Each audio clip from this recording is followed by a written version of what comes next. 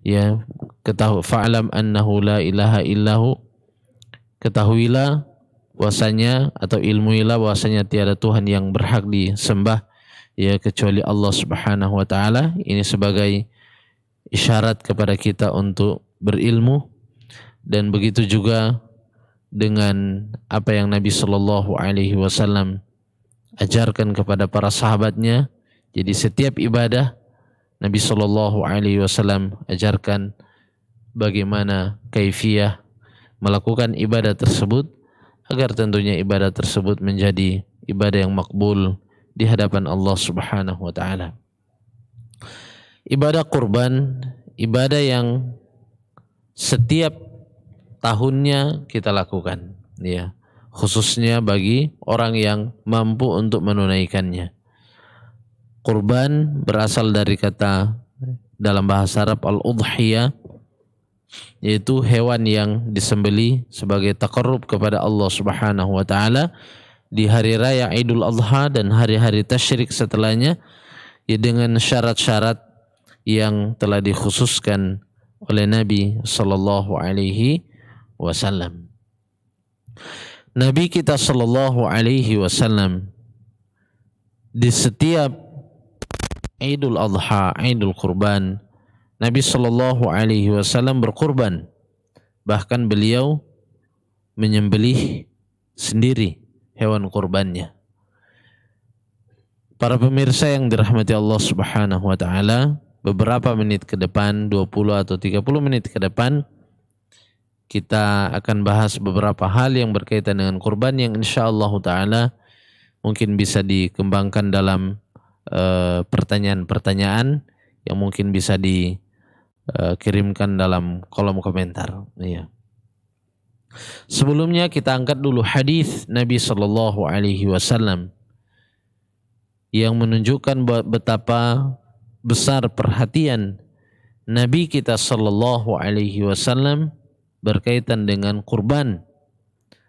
Dalam hadis yang diriwayatkan oleh Imam Al-Bukhari dan Imam Muslim dalam kedua kitab sahih dari sahabat Rasulullah Shallallahu Alaihi Wasallam, Anas ibnu Malik radhiyallahu taala anhu.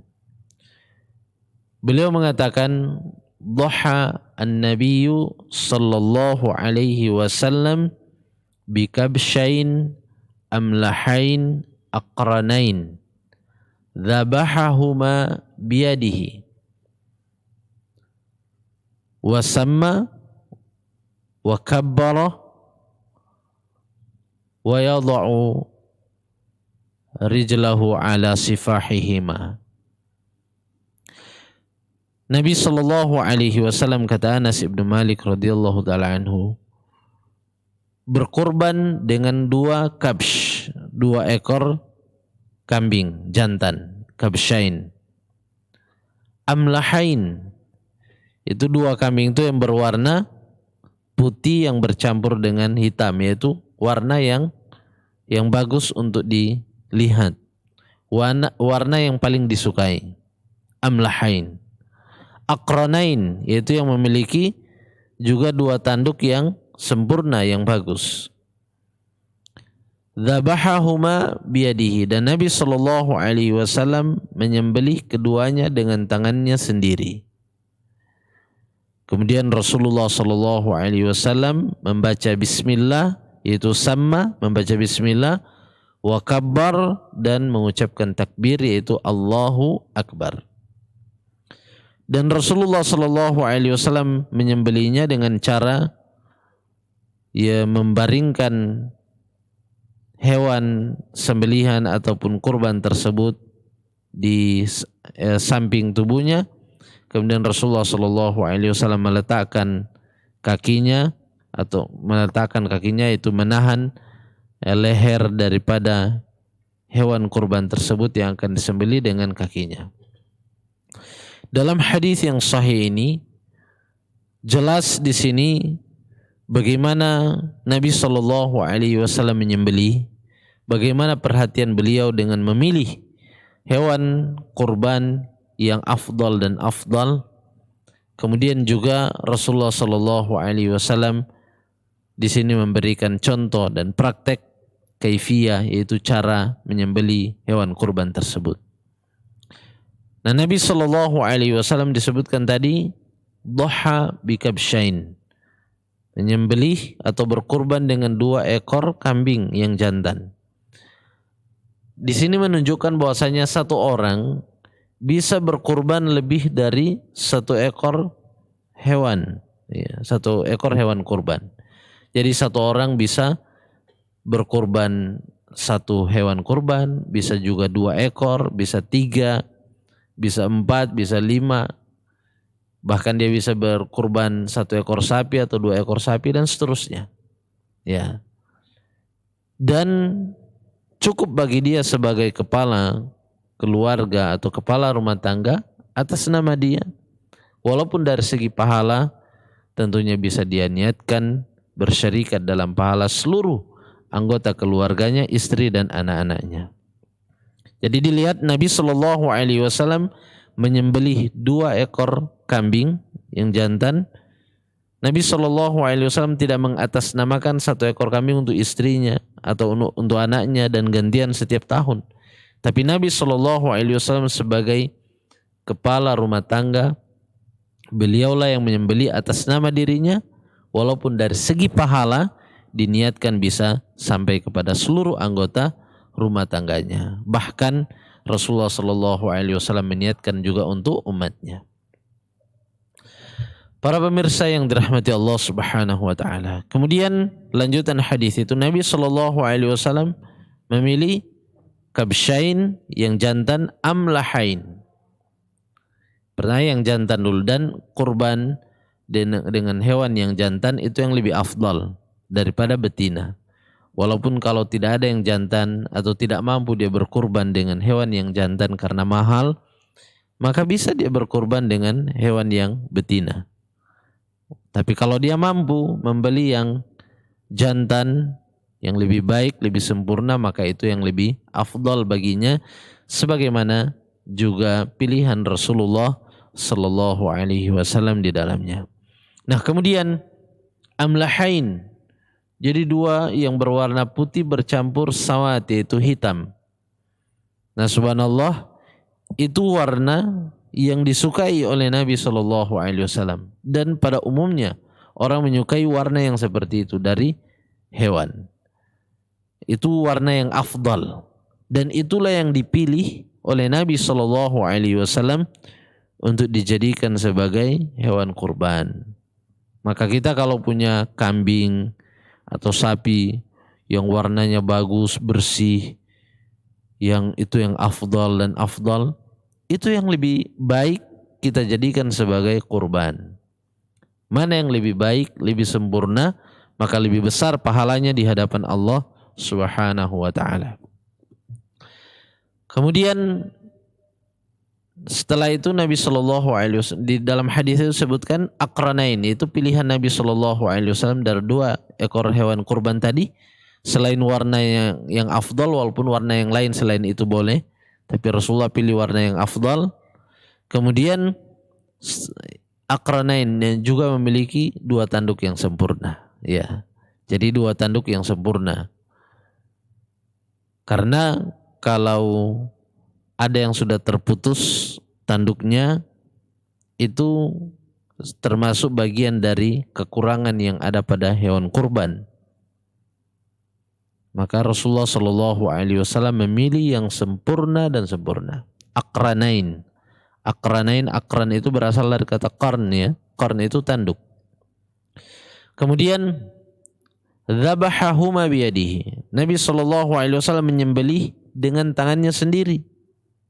Di sini juga para ulama menjelaskan Rasulullah Shallallahu Alaihi Wasallam mempraktekkan seperti ini, menunjukkan bahwa, atau pelajaran penting kita ambil dari sini, bahwa orang yang berkurban lebih afdal dia menyembelih kurbannya sendiri dengan tangannya sendiri, sebagaimana yang dilakukan oleh Rasulullah Shallallahu Alaihi Wasallam. Tentunya ini kalau dia mampu. Dan mampu itu juga bisa diasah, bisa orang melatih dirinya bagaimana dia bisa menyembelih kurban.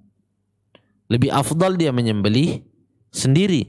Dia yang artinya dia yang menyembelih sendiri, dia yang menumpahkan darah dari hewan kurban tersebut. Kalau dia tahu cara menyembelih dan dia mampu, ya. Karena kalau orang juga tidak mampu, bisa saja dia baru menggerakkan pisau sudah terluka dan dia tidak mampu melanjutkan karena takut dengan darah. Pada akhirnya menyiksa hewan kurban. Ya.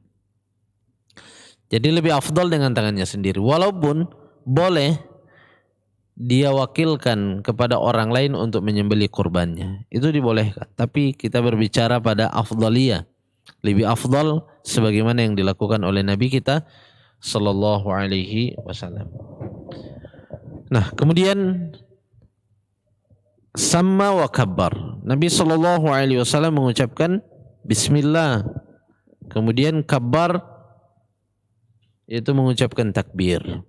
Nah, kita berkurban, inilah yang kita baca bismillah, Allahu akbar. Bisa juga menyebutkan Allahumma taqabbal minni, ya Allah terimalah ini dariku. Sebagaimana Nabi sallallahu alaihi wasallam juga mengucapkan, ya Allah terimalah, taqabbal, ya terimalah ini dariku dan dari umatku.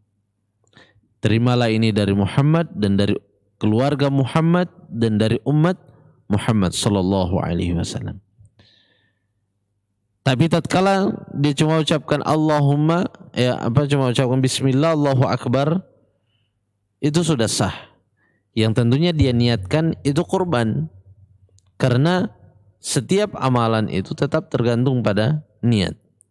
Kembali pada keumuman hadis Nabi sallallahu alaihi wasallam tentang niat seperti apa?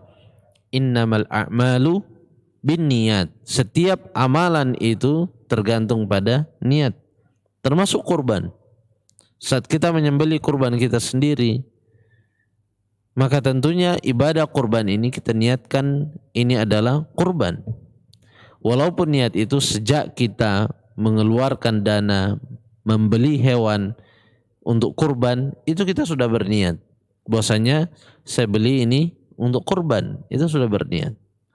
Kita amanahkan kepada satu lembaga atau pengurus takmirul masjid, ini uang saya ikut berserikat di 1 ekor sapi, 7 orang, saya ambil satu bagian di dalamnya, ini 2 juta dan dia serahkan, atau 1.800.000 dia serahkan, kurban, itu dia sudah berniat kurban. Ya. Jadi tidak harus nanti di hari H saat menyembelih semua harus ada dan harus niat serentak pada saat menyembelih hewan kurban. Tidak harus seperti itu, terbebani dengan niat. Akan tetapi kembali kepada kita saat kita membeli atau mengadakan hewan itu, kita sudah niatkan itu kurban, maka inilah niat yang insya Allah sudah bernilai di sisi Allah subhanahu wa ta'ala. Kemudian Nabi sallallahu alaihi wasallam meletakkan kakinya di leher daripada hewan kurban tersebut, yaitu untuk menahan agar tidak bergerak dan supaya tersembelih dengan baik, tepat dan cepat, dan lebih afdal tentunya menyembelih hewan kurban itu. Dan sembelihan semua secara umum adalah yang paling cepat putus, ya, urat, istilahnya urat kehidupannya, ya, nafas dan urat ada 2 urat itu yang harus putus satu kali dalam atau pada saat menyembelih, dan satu kali luncurkan parang itu dan langsung putus 2 urat itu, itulah yang lebih afdal dan itulah yang dianjurkan oleh Nabi sallallahu alaihi wasallam. Makanya Nabi sallallahu alaihi wasallam selain meletakkan hewan itu dengan penuh adab, dibaringkan dibaringkan di samping tubuhnya, kemudian Rasulullah menahannya dengan kakinya. Ini semuanya untuk memberikan kenyamanan kepada hewan kurban agar disembelih dengan kebaikan. Karena Nabi sallallahu alaihi wasallam mengatakan dalam hadis, "Innallaha katabal ihsana ala kulli syai." Sesungguhnya Allah Subhanahu wa taala mencatat pahala ihsan itu, kebaikan itu terhadap segala sesuatu. Kita berbuat ihsan kepadanya, Allah Subhanahu wa taala catat sebagai pahala ihsan. Bukan cuma kepada manusia, sampai kepada hewan. Maka Nabi Shallallahu alaihi wasallam mengatakan, "Falyuhidda ahadukum syafratahu wal yurih dzabihatahu." Maka hendaklah kalian menajamkan pisaunya dan melegakan sembelihannya. Nah, apa yang sudah dipraktekkan oleh Nabi Shallallahu alaihi wasallam yang digambarkan tadi dalam hadis, itu semua bagian dari apa? Wal yurih dzabihatahu, yaitu melegakan sembelihannya. Maka Rasulullah baringkan samping menyamping, ya, kemudian leher daripada hewan itu ditahan oleh Rasulullah Sallallahu Alaihi Wasallam dengan kakinya, kemudian disembeli, dan Rasulullah menganjurkan, mewajibkan untuk menajamkan pisau atau parang yang kita gunakan menyembeli. Semuanya itu untuk melegakan sembelihan. Nah, bayangkan kalau orang menyembeli parangnya itu tumpul, dia menyembeli seperti gergaji, ya. Dia mengiris leher daripada hewan sembelihan atau kurban seperti gergaji kayu, ya. Lama baru putus. Bagaimana hewan itu tersiksa? Apalagi hewan itu diperlakukan dengan cara yang tidak baik, dengan begitu kasar, sehingga stres. Ini kita tidak berbuat ihsan kepada hewan kurban saat kita menyembelih. Para pemirsa yang dirahmati Allah Subhanahu wa taala, sedikit kita lihat beberapa hal yang berkaitan dengan fikih yang mungkin apa yang sudah pernah kita jelaskan kita lewati, dan apa yang belum kita jelaskan di pertemuan beberapa hari yang lalu kita sentil sedikit, yang mungkin hal-hal yang kurang jelas bisa ditanyakan lewat komentar-komentar nanti. Masih ada waktu, insya Allah kita bahas, tapi tatkala waktunya tidak cukup, mungkin kita bisa tunda atau jawab di kesempatan-kesempatan yang lain. Dari segi dasar disyariatkan sudah kita bahas, dasarnya dalam ayat Al-Quran, dalam hadis Nabi Sallallahu Alaihi Wasallam, dan begitu juga ijma' para ulama. Kemudian hewan juga yang disembelih atau yang dijadikan sebagai kurban itu juga sudah kita bahas pada kesempatan yang lalu. Begitu juga dengan umur daripada hewan kurban juga kita sudah bahas.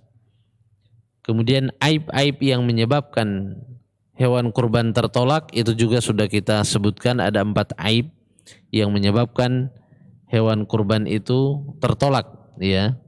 Mungkin kita sebutkan lagi secara singkat. Yang pertama, al-aura al-bayyin auruha, yaitu yang buta atau yang tertutup, ya, matanya. Kemudian yang kedua, al-maridah, yaitu hewan yang penyakitan, itu tidak bisa dijadikan sebagai hewan kurban. Al-arja, yaitu yang pincang, yang terputus kaki, yang pincang, itu tidak bisa dijadikan sebagai hewan kurban. Begitu juga al-hazila, yaitu yang kurus, yang tidak berdaging. Nah, ini tentunya aib-aib yang dihindari, yang Nabi Shallallahu Alaihi Wasallam sebutkan di dalam hadis, menyebabkan kurban tersebut tidak sah. Kemudian ada juga aib-aib yang tatkala atau kekurangan-kekurangan yang tatkala itu ada pada hewan kurban, menyebabkan hewan kurban itu berkurang pahalanya atau keutamaannya, kesempurnaan pahalanya berkurang. Itu menjadi aib yang makruh adanya pada hewan kurban. Yang pertama, maqtu'atu al-udhun, yang terpotong atau terputus telinganya. Karena ada hewan yang telinganya sudah putus setengah atau salah satu telinganya sudah nggak ada, ya, karena mungkin kecelakaan, ya, apalagi kalau disebabkan penyakit. Nah, ini kalau tetap dijadikan sebagai kurban dari segi hukum dia sah, tapi berkurang keutamaannya karena aib ini adalah aib yang makruh adanya pada hewan kurban. Kemudian yang kedua, maksuratul qarn au aktsarihi, yang terputus atau patah tanduknya. Jadi hewan kurban ini sah, akan tetapi berkurang keutamaannya, pahalanya berkurang, menjadi berkurang afdaliyahnya. Nah, kalau sifatul kamal, kesempurnaan daripada hewan kurban tadi kita sudah sebutkan dalam hadis pilihan Nabi Shallallahu Alaihi Wasallam terhadap hewan kurban yang beliau Shallallahu Alaihi Wasallam jadikan hewan kurbannya. Nah, sekarang kita masuk pada hal-hal yang diperhatikan oleh orang yang berkurban, ya. Taklimu al-adfar wal aqf min asy-sya'r, itu memotong kuku, ya, larangan memotong kuku dan juga mengambil dari rambut, ya, di badannya sedikit pun pada saat sudah masuk 10 malam atau 10 hari yang pertama dari bulan Dzulhijjah. Kita lihat dalam hadis yang diriwayatkan oleh Imam Muslim, hadis Ummu Salamah yang sudah sering kita dengar, kita bahas. Nabi Shallallahu Alaihi Wasallam mengatakan, idza dakhalat al-ashar, jika sudah masuk 10 malam yang pertama dari bulan Dzulhijjah, wa arada ahadukum an yudhi, dan salah seorang di antara kalian berniat atau menginginkan untuk menyembelih, yaitu untuk berkorban, fala yamas min sya'rihi wa basyarihi syai'an, maka janganlah dia menyentuh, artinya mengambil dari rambutnya atau dari tubuhnya satupun atau sedikit pun. Nah, ini larangan Nabi Shallallahu Alaihi Wasallam, dan ini menjadi bagian dari sunnah yang harus kita perhatikan, pedoman petunjuk Nabi Shallallahu Alaihi Wasallam bagi kita yang berniat untuk berkorban.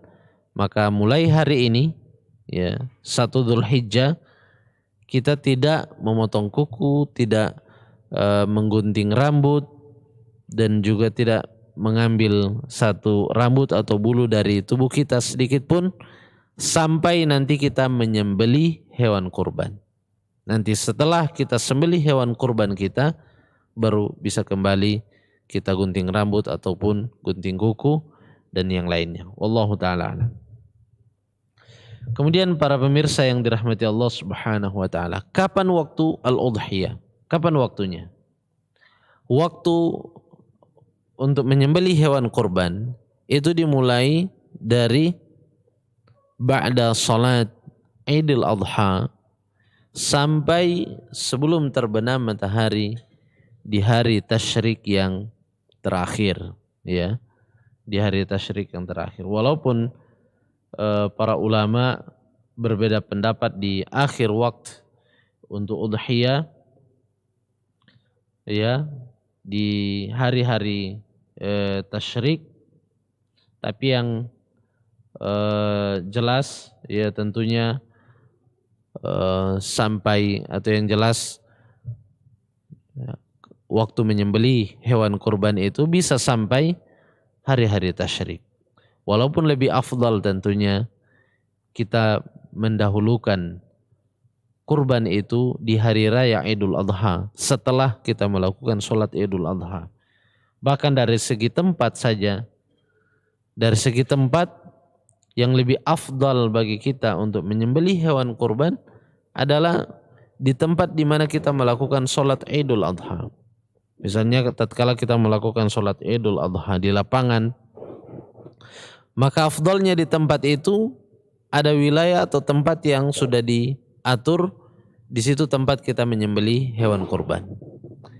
Kalaupun tidak ada, maka kita menyembelih hewan kurban di mana saja, di tempat mana saja, itu boleh, ya. Di tempat mana saja di atas muka bumi ini boleh, kecuali tentunya di tempat-tempat yang yang ada najis atau kotor ya. Tapi tatkala kita sembelih hewan kurban itu di tempat di mana kita melakukan sholat Idul Adha atau di area kita melakukan sholat Idul Adha, itulah yang lebih afdal. Sebagaimana yang dilakukan juga oleh Nabi Shallallahu Alaihi Wasallam. Makanya kita lihat dalam kitab-kitab fikih sebutkan yusra' ba'da salatil Id an yadbah ya al-mudahhi ya au yanhar fi ay makanin sya'a fi manzilihi au fi ghairihi kama yusra' an yudbah fil musalla. Jadi hewan kurban ini disyariatkan untuk disembelih setelah sholat Idul Adha di tempat mana saja yang dia inginkan, baik itu di rumah atau dimanapun, sebagaimana disyariatkan untuk dilakukan di tempat di mana dia melakukan sholat Idul Adha. Dan itulah yang lebih afdal karena apa? Di situ di mana orang berkumpul dan ini adalah bagian dari syiar. Orang menyaksikan setelah Idul Adha, dia menyaksikan bagaimana syiar yang begitu agung, yang begitu besar ini ya dilakukan, yaitu iraqatud dam, ya menumpahkan darah hewan kurban, dan ini bagian dari ya syariat dan syiar yang dicintai oleh Allah Subhanahu wa taala. Nah, sebagaimana dalam hadis disebutkan, jadi para sahabat ini mengkisahkan bagaimana mereka menyaksikan di suasana itu, syahidul adha ma'a Rasulillah sallallahu alaihi wasallam falam ya'ud an shalla wa faraga min salatihi sallam fa idza huwa yara lahma adahi qad dubihat. Yaitu mereka mengatakan, aku menyaksikan atau salat bersama Rasulullah sallallahu alaihi wasallam salat Idul Adha. Maka Rasulullah sallallahu alaihi wasallam belum kembali dari salatnya, belum selesai dari salatnya, dan Rasulullah sallallahu alaihi wasallam sudah melihat ada daging ya, kurban yang sudah disembeli atau hewan kurban yang sudah disembeli sebelum beliau sallallahu alaihi wasallam selesai dari salatnya, itu salat Idul Adha. Maka Rasulullah sallallahu alaihi wasallam dia mengatakan, barang siapa yang menyembelih ya hewan kurbannya sebelum salat, maka hendaklah dia menyembelih lagi sebagai gantinya, yaitu yang lain. Dan barang siapa yang menyembelih hewan kurbannya ya setelah salat, ya maka barang siapa yang belum menyembelih yaitu setelah salat, maka hendaklah dia menyembelih dan mengucapkan bismillah. Dari sini para ulama menjelaskan fadhahiruhu annahum dzabahu fil musalla. Maka dari sini nampak bahwasanya mereka para sahabat Nabi sallallahu alaihi wasallam, Rasulullah dan para sahabatnya, dzabahu fil musalla. Mereka menyembelih di tempat di mana mereka melakukan salat Idul Adha atau di area yang mereka jadikan sebagai tempat untuk salat Idul Adha. Bahkan di sini disebutkan wa yustahab lil imam, dan disunahkan bagi imam atau pemimpin untuk menyembelih hewan kurbannya di tempat mereka melakukan salat al-musalla. Untuk apa? Sebagai contoh dan pengumuman kepada masyarakat, ya kepada semua kaum muslimin yang hadir, bahwasanya menyembelih hewan kurban pada saat itu sudah dibolehkan, dan juga agar mereka menyaksikan syiar ini. Nah, kemudian ikhwas sekalian wal akhwat wal hadirin al musyahidin, para pemirsa yang dirahmati Allah Subhanahu wa taala, hewan kurban itu tatkala sudah disembelih dan siap untuk didistribusi, maka bisa bagi orang yang berkurban terhadap hewan kurbannya ini 3 hal. Yang pertama, al-aklu minha. Bisa dia makan dari hewan kurbannya. Kemudian yang kedua, at-tasadduq wal alal fuqara. Bisa yang kedua dia memberikan dari hewan kurban ini sebagai sedekah kepada orang-orang fakir ataupun sebagai hadiah kepada kerabat atau teman yang tidak berkurban, yang walaupun mereka bukan orang fakir miskin. Karena ada orang yang bukan fakir, bukan miskin, tapi dia belum mampu untuk berkurban. Maka dia mendapatkan hadiah dari daging kurban. Tapi kalau dia fakir miskin, maka sebagai sedekah bagi dia. Jadi yang pertama, makan. Orang yang memiliki hewan kurban dia bisa makan darinya. Karena ada sebagian masyarakat meyakini orang yang berkurban itu tidak bisa makan daging kurbannya. Dan ini pemahaman yang keliru. Apalagi kalau dia cuma pakai logika. Masa yang kita sudah berikan di jalan Allah kemudian kita makan lagi darinya. Ini logika yang menyelisih sunnah. Karena di dalam hadis, di dalam sunnah, ya justru kita dianjurkan pemilik kurban itu kita makan darinya. Agar kita merasakan juga syiar yang telah kita lakukan di hari yang mulia ini. Hari Raya Idul Adha. Tapi kalaupun kita tidak makan, karena kita sudah banyak daging juga dan kita berikan semuanya ini untuk bagi kepada fuqara wal masakin dan juga ada yang dijadikan hadiah kepada kerabat, itu boleh, tidak apa-apa. Tapi tatkala dia makan maka itu lebih afdal baginya karena dia merasakan syiar yang dia lakukan di hari-hari yang mulia ini. Kemudian bisa juga al-idkhar, dia simpan. Tatkala daging kurban ini sudah banyak, ya, dan orang yang menerima juga sedikit dan semua sudah terdistribusi dengan baik dan masih ada sisa dan dia simpan walaupun sampai 1 bulan, itu tidak apa-apa, dihalalkan baginya. Kecuali masyarakat banyak kena musibah, kekurangan makanan, kekurangan daging, banyak yang belum dapat. Kemudian dengan sengaja kita timbun dan kita simpan daging kurban kita sampai sebulan 2 bulan, ini tentunya merupakan akhlak yang tercela. Karena apa?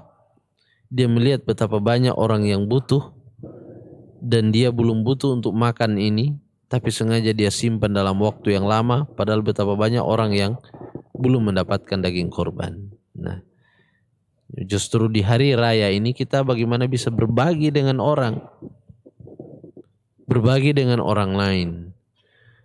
Dan luar biasa dalam agama kita, hari raya, 2 hari raya yang Allah pilih untuk kita, semua di situ kita bergandengan dengan momen berbagi. Hari raya Idul Fitri, sebelum sholat kita dianjurkan, sebelum sholat Idul Fitri atau dari malamnya dan sebelum sholat Idul Fitri, kita diwajibkan untuk mengeluarkan zakatul fitr, zakat fitrah. Ya, zakatul fitri. Karena apa? Di situ kita berbagi dengan fuqara wal masakin, berbagi dengan orang lain dengan zakat kita. Maka dikatakan zakat itu zakatul fitri.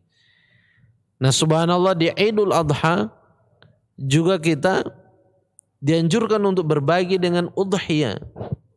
Jadi momen hari raya itu adalah momen kita untuk berbagi dengan orang lain, bukan justru kita menyimpan dan menimbun, kecuali tentunya tatkala semua sudah mendapatkan dan daging yang begitu banyak sebagaimana yang pernah terjadi di zaman Nabi sallallahu alaihi wasallam. Pada saat paceklik kaum muslimin kekurangan makanan, Rasulullah sallallahu alaihi wasallam tidak menghalalkan dari umatnya menyimpan daging kurban melebihi dari 3 hari.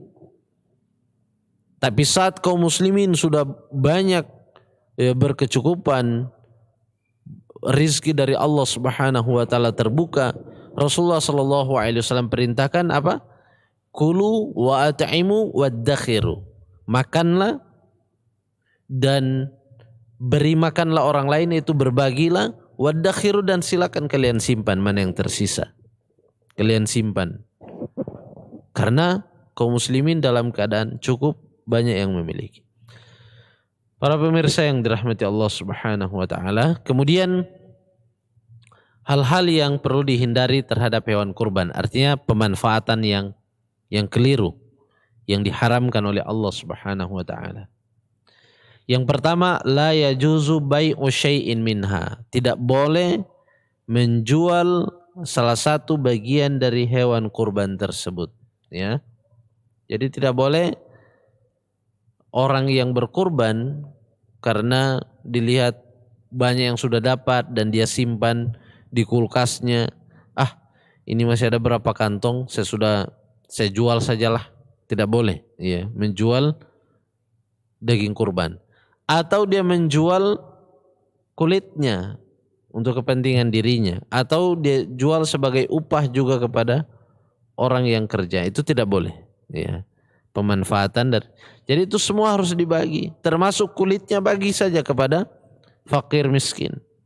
Walaupun orang fakir yang menerima itu sudah menjadi hak dia dan dia akan jual lagi, tidak apa-apa, ya. Karena tidak ada juga yang makan kulit, ya, makan kulit hewan dimakan, ya. Jadi ada orang fakir, dia berikan kulit ini, akhirnya dia olah jadi baik, kemudian jadi bermanfaat dan dia jual menghasilkan duit untuk orang fakir, itu tidak apa-apa.